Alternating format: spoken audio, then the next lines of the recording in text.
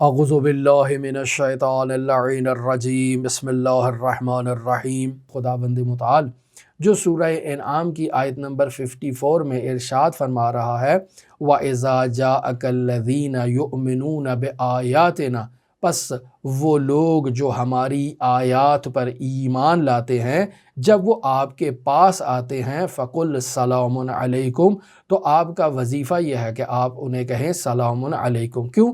چونکہ یہ یؤمنون بآیاتنا کا مصداق ہے، یعنی اللہ کی آیات پر ایمان رکھتے ہیں۔ یہ جو اللہ کے اولیاء کا مبغض ہے، یہ اسے ولی مانتے ہوئے اس سے جو ہے وہ بغض اختیار کیے ہوئے، پس اس کا مطلب ہے یؤمنون بآیاتنا کا یہ مصداق نہیں ہے۔ جب اللہ کی آیات پر ایمان نہ رکھنے والا ہے بلکہ بغض رکھنے والا ہے، عناد رکھنے والا ہے، دشمنی رکھنے والا ہے، تو ایسے فرد کے ساتھ انسان دوری اختیار کرے۔ پس اگر ہم عزیزان محترم روایات کا بھی جائزہ لیں تو روایات میں بھی ایسے گروہ موجود ہیں جنہیں سلام کرنے سے منع کیا گیا ہے۔ مثلا مرحوم مجلسی رحمۃ اللہ علیہ بہار الانوار جلد نمبر 76 ہے، صفحہ نمبر 9 پر ایسے افراد کو بیان کر رہے ہیں کہ جو در واقع ایسے کاموں میں مصروف ہیں کہ جو کام اللہ کے دوستوں کے کام نہیں ہیں بلکہ اللہ کے مبغضین کے کام ہیں، تو ایسے افراد کو سلام نہیں کرنا چاہیے۔ مثلا ایک شخص ہے جو بظاہر مسلمان ہے لیکن شراب خوری کرتا ہے، ایسے شراب خور کو سلام کرنے کی ہمیں اجازت نہیں ہے۔ قمار باز ہے یعنی جوا کھیلتا ہے، ہمیں اسے سلام کرنے کی اجازت نہیں ہے۔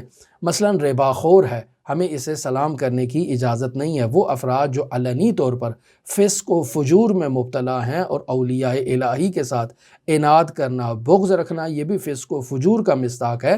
انسان ایسے افراد کو سلام کرنے کا جو ہے وہ اختیار نہیں رکھتا، اور اگر وہ افراد سلام کرتے ہیں تو انسان انہیں سلام کا جواب دینے کا مجاز نہیں ہے۔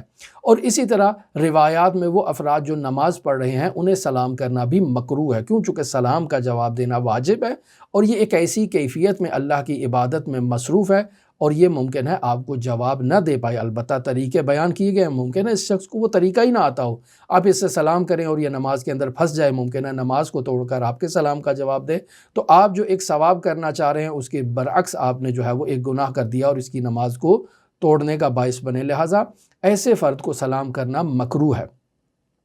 لہٰذا وہ افراد کے جو آئین اسلام سے تعلق نہیں رکھتے ہیں، یعنی مسلمان نہیں ہیں، ایک انحرافی نظریے کے مالک ہیں، ایک انحرافی مکتب کے مالک ہیں، ایسے افراد مثلا یہودی ہیں، مثلا نصرانی ہیں، آپ انہیں سلام کرتے ہیں، ممکن ہے آپ کا سلام کرنا ان کے انحراف کی تثبیت کا باعث بنے، ممکن ہے وہ اس انحراف پر ثابت قدم رہیں، پائیدار ہو جائیں کہ بھئی اللہ کا جو ہے وہ مؤمن بندہ مجھے سلام کر رہا ہے تو اس کا مطلب ہے میں جو نظریہ رکھتا ہوں وہ نظریہ درست ہے۔ بس ایسے میں انسان کو ایسے افراد کو بھی سلام کرنے کی اجازت نہیں ہے۔ دعا گو ہے خداوند متعال منجی عالم بشریت حضرت صاحب العصر صاحب الامر صاحب الزمان کے ظہور میں تعجیل فرمائے اور ہمیں حضرت کے اصحاب و اعوان و انصار کی فہرست میں شمار فرمائے۔ اللہم صلی علی محمد و آل محمد وعجل فرج قائم آل محمد۔